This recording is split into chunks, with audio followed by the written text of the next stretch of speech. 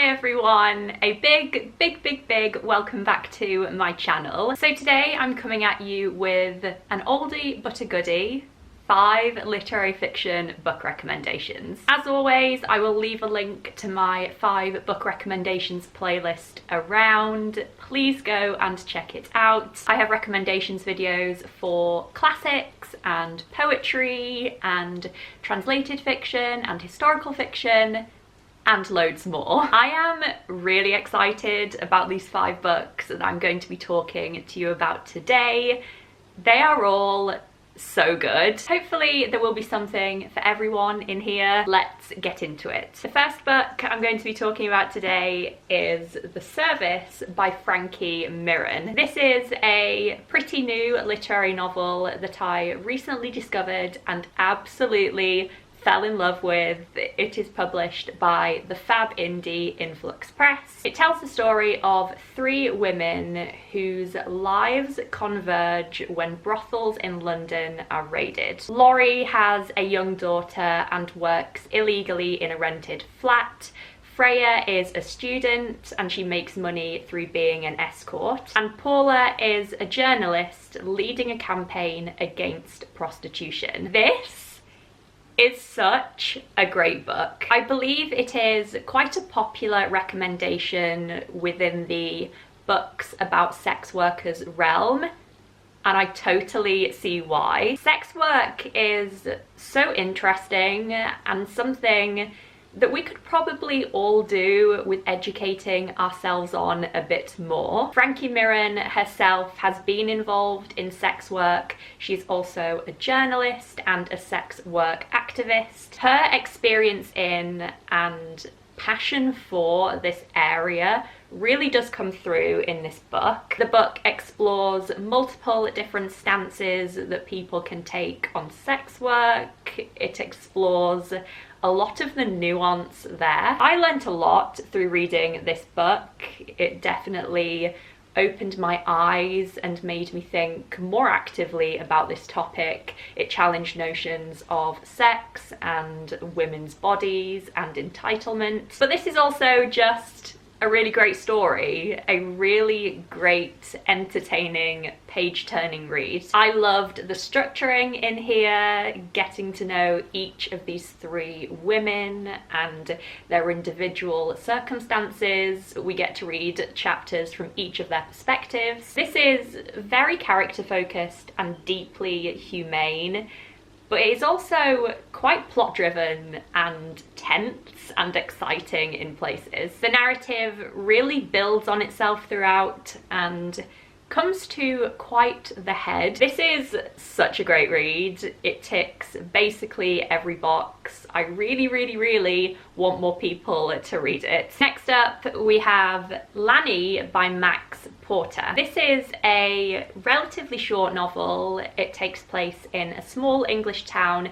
when a young boy named Lanny goes missing. We learn about Lanny's parents and friends and various other people who are connected to him in the community, including old Papa Toothwort, a creature from legend who lives in the town. This is such a stunning and unique novel. I read this book a couple of years ago now and it has stuck with me so clearly ever since. The craftsmanship in here is just on another level. It is so breathtaking. This book is often described as being quite experimental, so it is structured in quite a broken up way. We are learning about key characters who are connected to Lanny, but throughout the text is also interjected with this jumble of various different voices from the community. The fragmented writing really captures that sense of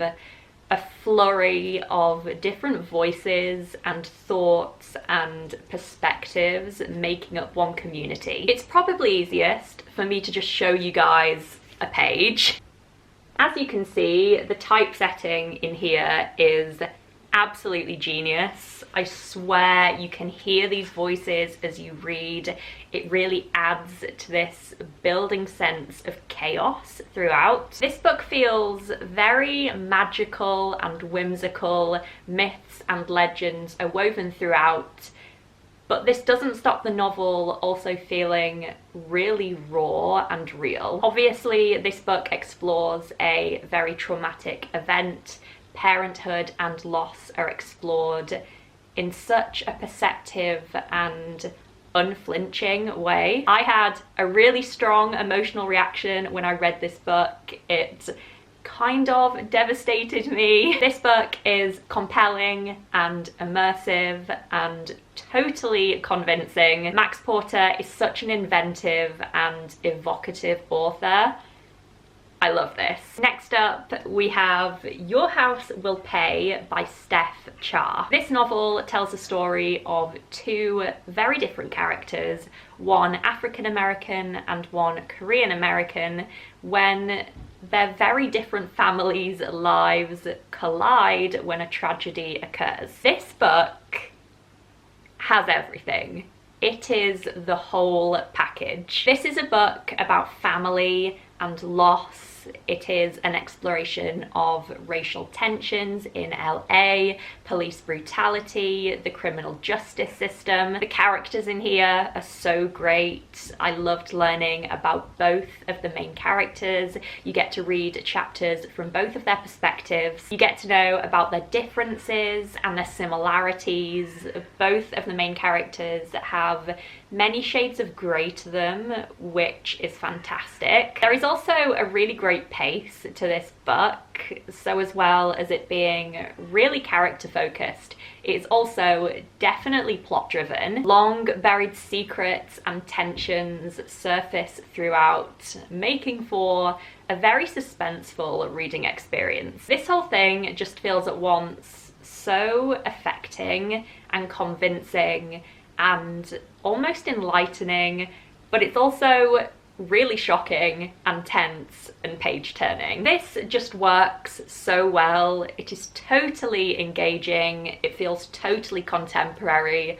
Can't recommend it more highly. My fourth recommendation today is Bear by Marian Engel. This is another fab indie pick, this one published by Daunt Books Publishing. This is actually a modern Canadian classic. It was written in the 1980s, but it is now being published over here in the UK for the first time. Simply put, this novel follows the story of a librarian who goes to a remote Canadian island to inventory some estate, and there she meets a bear. This book is best going into it knowing nothing more than that. I didn't, and boy was it a ride. This book is about as unique and bizarre and intriguing as it comes. The book is pretty short, but it packs a punch. I believe I read it in one sitting. I just couldn't put it down, and I would highly recommend reading it in that way. This is a very compact, intimate snapshot. Just let it engross you and take you along for the ride. The writing in here is very simple and effective. I found it to be quite visceral in places. I was really intrigued by the protagonist in here and her mundane life.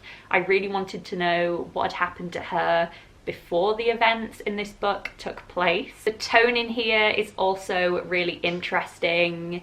It is quite psychological and almost tinged with darkness. And also worth noting that the Canadian setting in here is such a highlight. It's absolutely stunning. So this is a strange but interesting read, if that's your kind of thing. It left me feeling somewhat dazed after I read it, but the more distance I have from it, the more I appreciate it. If you have a spare hour or two, I think this is definitely worth giving a go. And my final book recommendation for you today is The Dutch House by Anne Patchett. Patchett. This novel tells the story of a family who move to the lavish Dutch house at the end of the Second World War. Danny and his older sister Maeve are then exiled from the house by their stepmother, and we go on to witness their journeys over the next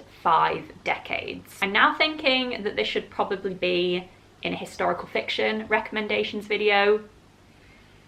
Oh well. So this is another absolute stunner. This book is gorgeous. The writing and atmosphere in here is what makes it so special, in my opinion. Ann Patchett's prose throughout this book is almost intoxicating.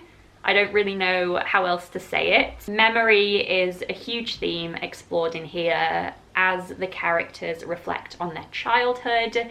So the narrative has this persistent, hazy feel to it, which is just perfect. This is a book about family and trauma.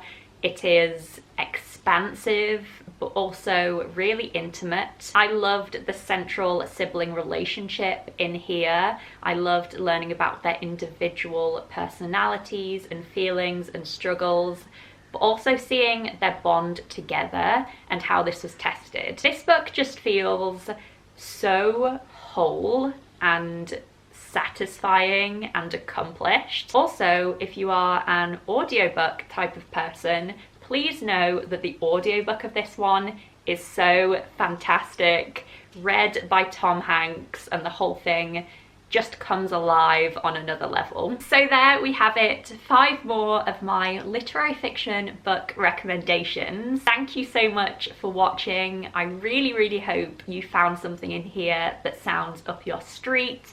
Please let me know if you did down below in the comments. Also, as always, please let me know if you have any recommendations for me down below in the comments. I love checking out the books that you guys mention. I look forward to hearing from you. I hope you're all doing really well and are having really nice weeks, and I will hopefully see you soon in another video. Bye everyone.